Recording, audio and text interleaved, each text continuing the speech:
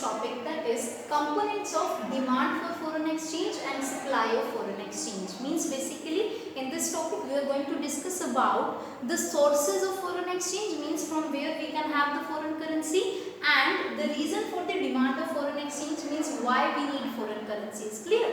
So first of all, let's talk about the demand components or why we demand foreign currency.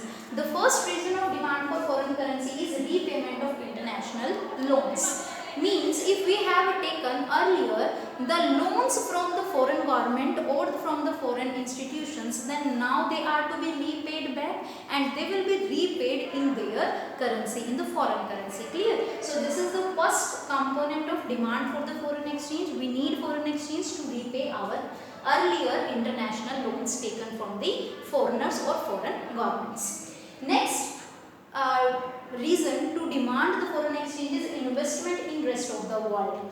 Like if we want to invest in a foreign country, like we want to invest in Australia or America, we needs to purchase a share over there, or we need to invest into the companies over there, then what we need the foreign currency of that particular country where we need to invest. Clear? So this is the second purpose why we need foreign currency, just to invest in rest of the world. The third reason is imports. Imports refers to purchase of goods and services from the foreign country. So when we are purchasing goods from the foreign country, then obviously we need to pay them in their own currency, means in foreign currency. So for importing essential goods, we need to pay foreign currency to them, and for that purpose we are in demand of foreign currency. We need foreign currency to pay the payment for the imports. Clear?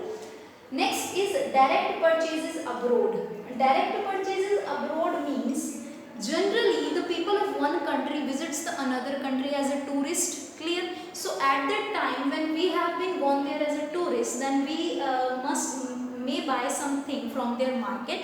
That is known as direct purchases abroad. Clear? Means to go there, visiting there the people of one country in the another country and purchasing goods in that market. So obviously in their market we need the foreign currency. Clear?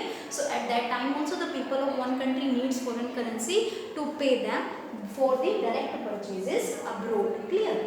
The next is grants and donations. If particularly any country needs to give grant or donation to any other country, then obviously its domestic currency will not work there. Okay? Clear? So basically we will give the foreign currency to them. We will give the foreign exchange to them if we need to give grants and donation. Clear?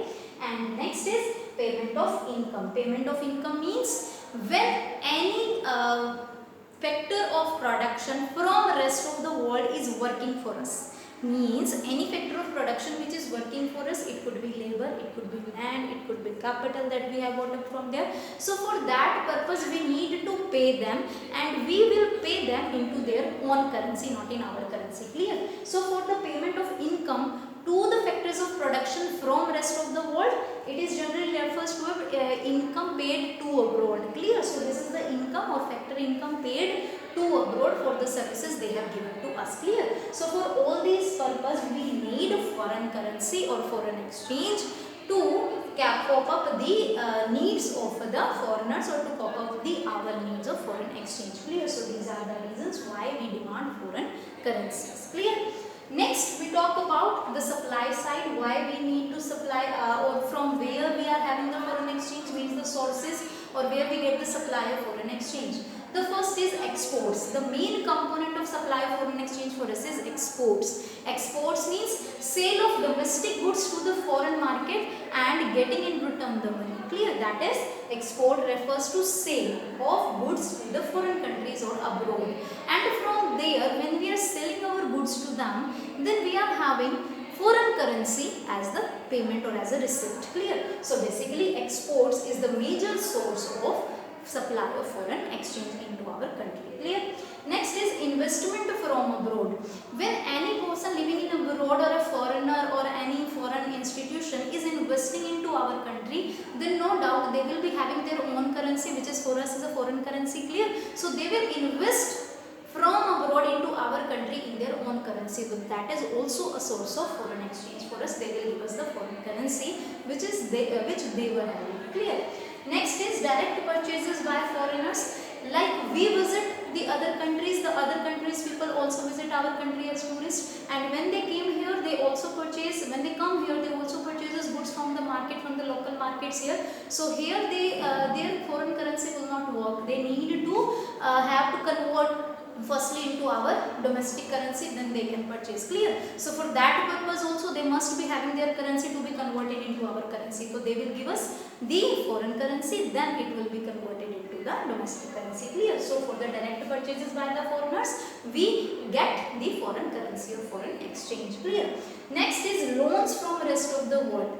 When we take loans, or we the foreign government or the foreign institution are granting loans to us, then they are giving loan into their own currency, into the foreign currency, and that is also a source of supply of foreign currency for us. And next is grants and donation from abroad. If any particular foreign government or foreign institution giving grants or donation to our country, then that also comes into their own currency or the foreign currency. And last is income receipts, means our factors of productions which are working abroad. This is factor income from abroad, means what? The factors of production of our country are working for abroad and they are getting payment in return. So that payment will also be in the foreign currency or exchange. Clear? So this is also a source of supply of foreign exchange in the domestic country. Clear? So these are the components of supply of foreign exchange. Once again, let's have a look. The demand for foreign exchange is done for the repayment of international loan, for the investment in rest of the world, for imports of essential goods, for direct purchases abroad, grants and donation to rest of the world, and payment of incomes. Clear? And supply of foreign exchange means from where we get the foreign currency, by way of exports, by investment from abroad, direct purchases by the foreigners into our markets, loans from rest of the world, grants and donation from abroad, and income receipts from rest of the world.